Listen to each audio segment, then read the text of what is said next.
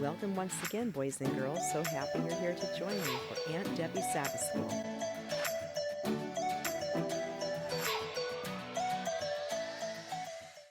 Good morning, boys and girls. Welcome again to Aunt Debbie's Sabbath School. So glad you're here to join us. And our opening song today is going to be Lord, Be Glorified. In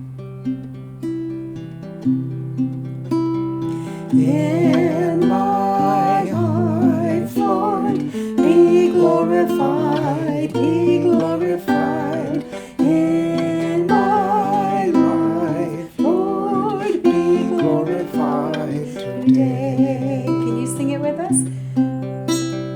In my life, Lord, be glorified, be glorified. In my life, Lord, be glorified today. I don't know about you, but I really enjoy beautiful candlelight. It gives a special, when you say ambiance or aura, especially like to a beautiful dinner, or if you want to have a peaceful setting. And candles are very pretty, but we also have to be really careful around candles when they're lit because, of course, it is fire. When I was a little girl, about age 4 or 5, my hair caught on fire, and it was a pretty scary moment. So I am really thankful that today we have safer alternatives, especially for children to use. And so some of these, this is an activity for you. Some of these candles you may already have in your home. This one, of course, is very popular around the holidays, Christmas time, and you can just twist it and where it will come on with the batteries. And that is very pretty up on a mantle, like above a fireplace or on your dining room table. And it is safe to use all throughout your house. Boys and girls, maybe you would like to pretend that you're like Samuel was when he was young. One of the things that he most likely did was to help to light the candles and maybe extinguish the candles or blow them out or snuff them out. And one of the candles that you can use to imagine that you're like Samuel, again, are these little battery-operated candles, and you may already have some at home. And this is something that even the really small children, a really small child could do. And you can probably find in your house different glass containers or plastic or metal containers that you can put the different electric candles in, and you can have a very pretty, as we say, ambiance around your home. These are just some of the candle holders that you can see as samples of what you might enjoy having around your home too, that you can find some pretty ones as well. Now we know back in the time of Samuel, as he was a young boy, they didn't have the safe little electric candles like what we have today, and that you can use in your home to imagine that you're like Samuel as he was helping priest Eli in the tabernacle. But we do know that he was a wonderful helper and that he was a tremendous blessing and friend to priest Eli. So we're going to go ahead and snuff this one out. Okay, this is a snuffer. Okay, and that was a real lighted candle. All right. The animal we're going to share with you today is something that you may have seen, especially if you live out in the country. And did you know, well, of course you don't know yet which animal I'm talking about, but one thing to share and to tell you is that this animal sometimes lives in even what we would call suburban, like outside of big cities, suburban areas, or even some have acclimated or gotten used to being in urban areas, especially at night, because they tend to go around at night. And they live in many parts of the world. In fact, there are over 30 different types or species that we are aware of. Now, it is a carnivore. Okay? Remember what carnivore means? Yeah, that's right. An animal that is a meat eater. And it is nocturnal, right? Remember, that means they like to go around at night. So being nocturnal and wanting to catch its prey, that kind of goes together, doesn't it? And also, they are endangered. Many of them are endangered. What does that mean? That some of the species, there aren't that many left. Sometimes they've been hunted for their fur. Well, if they've been hunted for their fur, that gives you a huge hint that this is a very beautiful animal. They're also they're also thought to be very intelligent, and something very unique that they do is that they do hunt alone. Now, they may live together in a family, but when it comes time to hunting, they will hunt alone. But what is very strange is that they are known to hunt extra prey, extra animals, and then bury that animal that they have hunted until they need it later.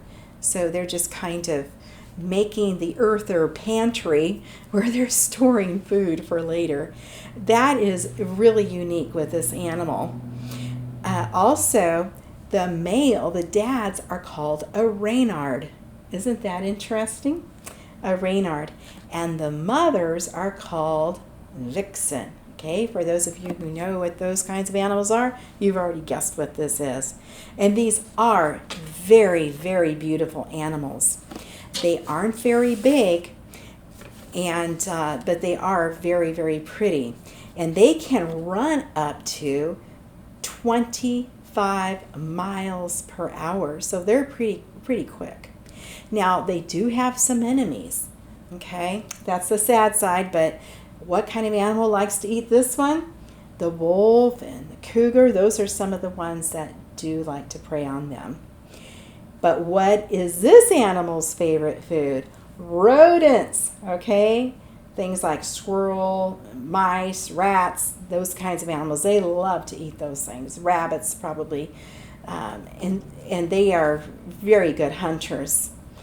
Their tails, they have beautiful tails. The tails are between 15 to 22 inches, and their average height is between 14 to 21 inches. They're not very tall at all, and they're not very big. As I mentioned before, they're only between 18 to 35 inches long, and they weigh between 5 and 20 pounds. So these are actually pretty small animals, and they are really, really small when they're born. They're only like 3 to 5 inches, and they are just very, very small, and they don't have all of their fur yet when they're born.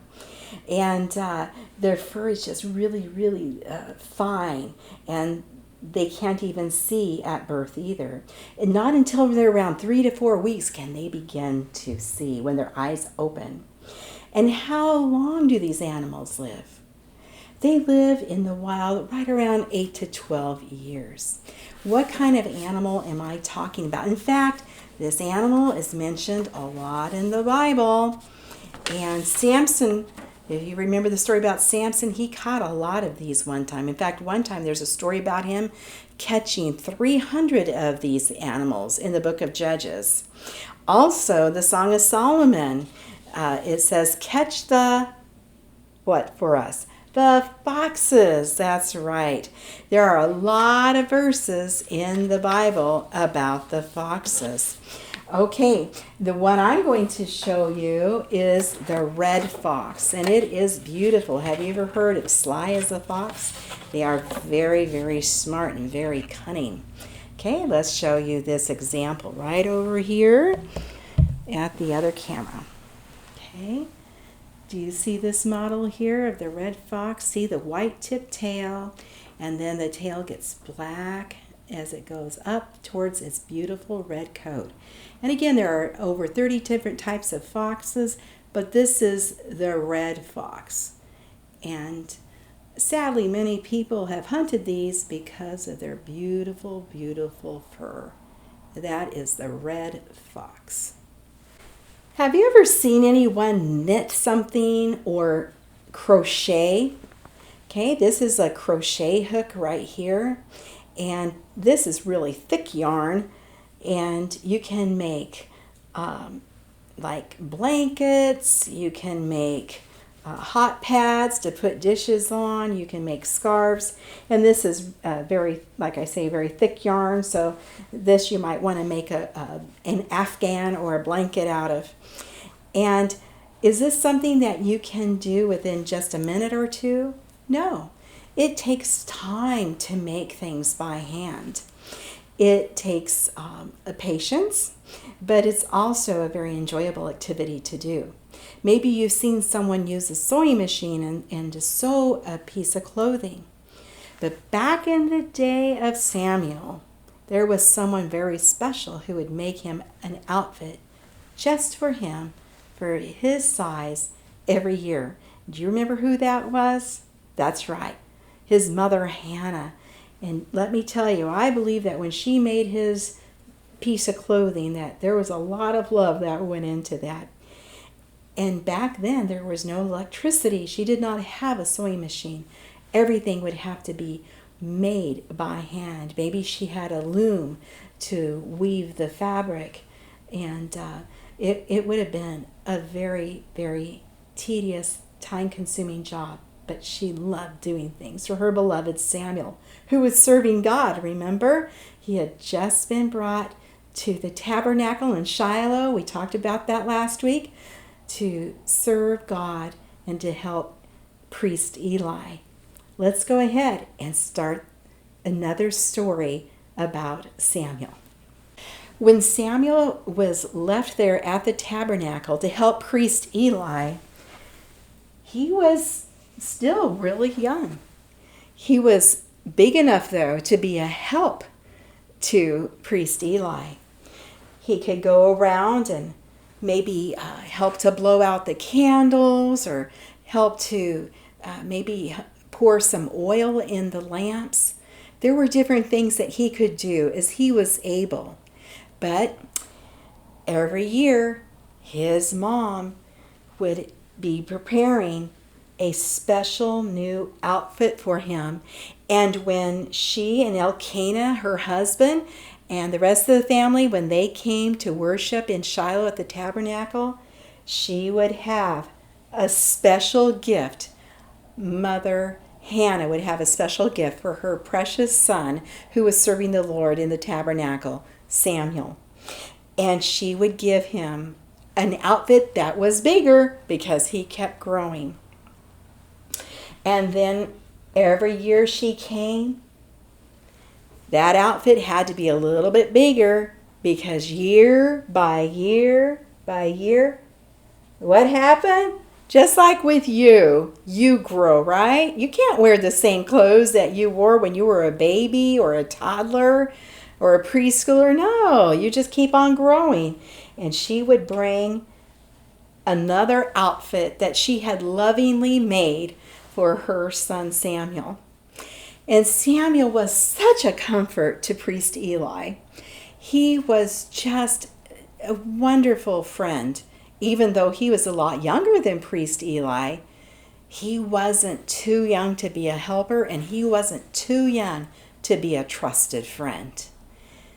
Do you have to be all grown up to be a help to other people, whether it's in your home or to a neighbor or to anyone else? No, you can be a help no matter how small you are. Yes, you can be. And I bet some of you already are being real big helpers already. And do you have to be all grown up to be a friend? Not at all. Isn't that great? You can be a friend right now. You can be God's servant no matter where you live. And I want to share a passage from the Bible that talks about what Hannah did for her son every year.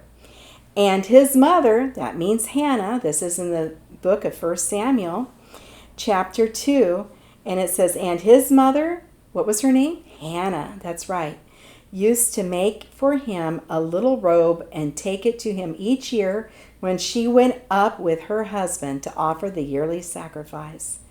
And then priest Eli, he would bless Hannah and the family and Elkanah, and he would say a blessing for them.